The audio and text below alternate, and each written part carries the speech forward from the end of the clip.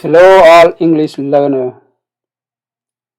Today we are going to lesson number 2, and I'm going to teach you how to use "How is your day going?" or "How's your day?" ចឹង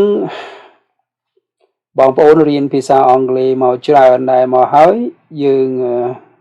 ពេលដែលយើងចេញក្រៅប្រទេសជួបពួកបរទេសគេច្រើនប្រើអានេះគេច្រើនប្រើអាហ្នឹងជាពិសេសគឺនៅកន្លែងធ្វើការយើងទៅជួបគ្នានៅកន្លែងធ្វើការរាល់ថ្ងៃហ្នឹងគេប្រើពាក្យហ្នឹងអញ្ចឹង how នេះមានន័យថាយ៉ាងណាអញ្ចឹងណាបងប្អូនណាអញ្ចឹង day going នេះយើងបកថាម៉េចធ្វើដំណើរហ្នឹងធ្វើដំណើរឬក៏ទៅអញ្ចឹង day នេះថ្ងៃ house apostrophe s នេះមានថា how is your day តែយើងប្រើកាត់ទៅថា how's your day ឃើញអញ្ចឹង how's your day going ឃើញ how is your day going or how's your day going ឃើញ how is your day or how's your day អញ្ចឹងពាក្យហ្នឹងគេប្រើដើម្បីអីក្នុងបំណងអីគេសួរយើងពីរឿងអីចឹងបងប្អូនមើលចម្លើយនេះបងប្អូនមើលចម្លើយទាំងអស់នេះទៅបងប្អូនយល់ថាហ្នឹងគេសួរពីរឿងអី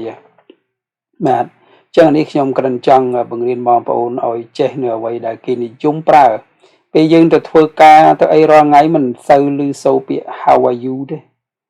how are you អីហ្នឹង how អីហ្នឹងគឺអត់សូវឮដល់ហ្នឹងច្រើនជាងគេជាការពេញនិយម American English គឺនៅក្នុងស្រុកអាកៀងនេះចឹងគឺវាស្មើនឹងពាក្យ how are you បងប្អូនណា how are you តើអ្នកសុខសប្បាយទេណាតើអ្នកសុខសប្បាយទេឬក៏មិនហើយមួយថ្ងៃហ្នឹង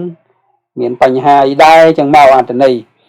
ចឹងមកគេសួរយើងមកយើងទៅដល់កន្លែងធ្វើការឬទៅដល់កន្លែងណាទៅដើរស្ទូទៅណាក្រោយជួបមិត្តភ័ក្តិជួបបងប្អូនជួបអ្នកណាក្រៅអញ្ចឹងគេសួរ how's your day going ណា how's your day going ចឹងអាពាក្យនេះមិនសូវលឺទេបងប្អូនណាសំឡេងនេះគ្រាន់ជាជំនួយទេ how's your day going how is your day going ឃើញសួរអ្នកសុខសប្បាយទេយើងបកឲ្យសួរស្ដាប់ I'm doing well I'm doing well ខ្ញុំសុខសប្បាយធម្មតាទេ well នេះល្អមិនចឹង doing នេះ do នឹងធ្វើចឹង I'm doing well នៅពេលនេះមានន័យថាខ្ញុំសុខសប្បាយធម្មតាទេ Thanks for asking អរគុណហើយដែលបានសួរហើយយើងអាចសួរត្រឡប់ទៅគេវិញចឹងទៅ and you how are you and how is your day ចឹងទៅណាយើងសួរត្រឡប់ទៅវិញចឹងទៅសួរ how's your day យើងមិនហីសុខសប្បាយទេថ្ងៃហ្នឹង It's going great thanks a lot It's going great thanks a lot ចឹង great នេះមានន័យថាអស្ចារ្យយើងច្រើនបកប្រែថាអស្ចារ្យអស់ទាស់អស់ស្ទះអីចឹងទៅចឹង It's going great មានថាសុខសប្បាយធម្មតាថ្ងៃនេះល្អអីគឺល្អណាស់បាទ It's going great ឬក៏យើងកន្លែងធ្វើការយើងចង់និយាយថាអ្វីមួយដែលយើងកំពុងតែធ្វើហ្នឹងការងារដែលយើងកំពុងធ្វើហ្នឹងគេសួរហ្នឹងចង់បង្ហាញថាមិនទៅធ្វើការងារមួយថ្ងៃហ្នឹងរហូតបន្តពេលហ្នឹងមិនដែរ It's going great មានថាអ្វីគឺល្អទាំងអស់ធម្មតាអត់មានបញ្ហាអីទេអញ្ចឹងជាងអត្ថន័យទៅអញ្ចឹងណាបងប្អូន Okay so how's your day is going It's going great thanks a lot ឃើញវាល្អណាស់ហ្នឹងអរគុណច្រើនហើយ thanks a lot អរគុណច្រើនណាស់ I'm having a pretty good day thanks មានន័យថាម៉េចបងប្អូនឡើយនេះ pretty good day pretty good នេះមានន័យថាសុខសប្បាយណាស់ថ្ងៃនេះឃើញទេវាថាថ្ងៃនេះយើងល្អណាស់ថ្ងៃនេះយើងល្អណាស់យើងអត់មានរឿងអីកើតឡើងសោះឃើញទេយើងអត់មានរឿងអីកើតឡើងទេណា pretty នៅពេលនេះបើយើងបកគេច្រើនថាបង្គួរល្អបង្គួរល្អអីចឹងទៅចឹង I'm having a pretty good day thanks ឃើញទេ How's your day going my friend I'm having a pretty good day thanks មិនតែសុខសប្បាយទេគេណាសុខសប្បាយធម្មតាអរគុណច្រើនណា I'm having a pretty good day I'm having a pretty good day ណាបងប្អូន I'm having a pretty good day thanks ហើយយើងអាចសួរទៅគេវិញទៅ how about you and you how is your day and how is your day going យើងសួរត្រឡប់ទៅគេចឹងវិញណាបងប្អូនហ៎ one more how's your day ចម្លើយថា it's been a busy day but it's all right It's been a busy day but it's all right មកសួរ how's your day មិនដែរណាចឹងគេអាចសួរពីរឿងការងារយើងធ្វើមួយថ្ងៃមកហ្នឹងវាយ៉ាងមិនដែរយើងអាចប្រាប់គេថា it's been a busy day ថ្ងៃនេះរវល់មែនតើ but it's all right ប៉ុន្តែអត់បញ្ហា but it's alright នេះមានន័យថាមិនអីទេអត់បញ្ហាទេអញ្ចឹងទៅឬអត់មានរឿងអីទេអញ្ចឹងទៅបាទ Okay, it's been a busy day. Busy នេះប្រែរវល់ហ្មងជាប់ដៃហ្មងណា It's been a busy day, but it's alright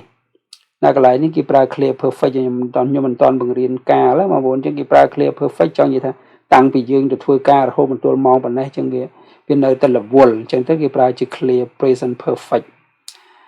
it's been a busy day but it's alright ឃើញទេវារវល់មែនតើថ្ងៃនេះប៉ុន្តែអត់អីទេធម្មតាឃើញទេ one more សួរ how's your day going so far so good ខ្មែរយើងច្រើនថាសុខទុក្ខធម្មតានឹងបើនិយាយពីសុខទុក្ខធម្មតានេះបើយើងនិយាយអំពីការងារមកយើងធ្វើមកទល់ប៉ុណ្ណេះអត់អីទេអត់មានបញ្ហាដូចសពមួយដងយូរគេប្រើដូចសពម្ដងអញ្ចឹង so far so good សុខទុក្ខធម្មតាឬក៏ថាដូចសពម្ដងអញ្ចឹងមកការងារវាតែប៉ុណ្្នឹងឯងអត់មានអីខុសពីហ្នឹងទេ so far so good គឺថារហូតមកទល់ពេលហ្នឹងគឺអត់ទាន់មានរឿងអីកើតឡើងទេឃើញទេអញ្ចឹងវាតាក់ទងទៅនឹងគេសួរនឹងអំពីសុខទុក្ខនៃការងារនឹងផងណានៃការងារនៃកន្លែងធ្វើការរបស់យើងនឹងយ៉ាងម៉េចផងណាបងប្អូនបាទអញ្ចឹងមួយទៀតខ្ញុំជូនចុងក្រោយថា it's going fine and you អញ្ចឹង fine នេះយើងច្រើនបកប្រែថា I'm fine ខ្ញុំសុខសប្បាយធម្មតាទេ fine នេះប្រែថាល្អប្រែថាសុខទុក្ខប្រែថាអីធម្មតាអញ្ចឹងទៅអញ្ចឹងមកថា how's your day going buddy យ៉ាងម៉េចដែរសម្លាញ់ថ្ងៃនេះយ៉ាងម៉េចដែរសម្លាញ់ថ្ងៃនេះ it's going fine អត់បញ្ហាទេណាល្អធម្មតា and you ចុះអ្នកឯងវិញចុះអ្នកវិញ and you ចុះអ្នកវិញបាទអញ្ចឹងខ្ញុំសង្ឃឹមថាឧទាហរណ៍ប៉ុណ្ណេះបងប្អូនអាចចេះយល់អំពីការប្រើប្រាស់នៃពាក្យថា how is your day going ឬក៏ how's your day ហើយបាទអញ្ចឹងខ្ញុំnóiពេលគេសួរនៅស្គាល់គ្នាគេសួរនៅកន្លែងធ្វើការឬសួរនៅអីទេយើងអត់ដឹងថាអានឹងមានន័យថាយ៉ាងម៉េចទេបងប្អូនបាទអញ្ចឹងអត្ថន័យគេគឺចង់សួរអំពីសុខទុក្ខរបស់យើងគឺចង់សួរអំពីការងារយើងធ្វើមកនឹងវាយ៉ាងម៉េចដែរហ្នឹងហើយវាលំបាកវារវល់វាមិនរវល់វាស្រួលវាអីយ៉ាងម៉េចដែរអញ្ចឹងទៅអញ្ចឹងយើងឆ្លើយទៅតាមហ្នឹងទៅណាខ្ញុំអានឲ្យស្ដាប់ភាសាទៀត How is your day going How's your day Answer ចម្លើយ I'm doing well thanks for asking ឃើញទេបាទខ្ញុំ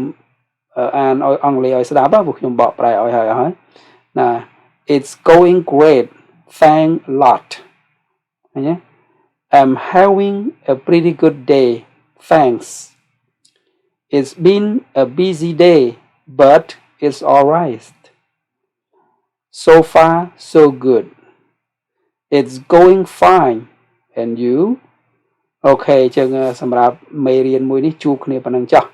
ហើយចាំជួបគ្នានៅមេរៀនក្រោយៗទៀតបាទបងប្អូនcomplete តាមដាន YouTube របស់ខ្ញុំនេះឈ្មោះ Chantha Khem ហើយនិង Facebook page Learning Center ដើម្បីតាមដានខ្ញុំមានវីដេអូអប់រំវីដេអូរៀនភាសាអង់គ្លេសវីដេអូសម្រាប់បងប្អូនអ្នកត្រៀមចូលសញ្ជាតិអាមេរិកកាំងបាទនៅស្រុកកាំងយើងហ្នឹងបាទខ្ញុំមានទាំងអស់ហ្នឹងអញ្ចឹងបងប្អូនចូលតាមដានទាំងអស់គ្នាទៅរៀនទាំងអស់គ្នាទៅចេះទាំងអស់គ្នាទៅបាទអរគុណច្រើនសុខសប្បាយ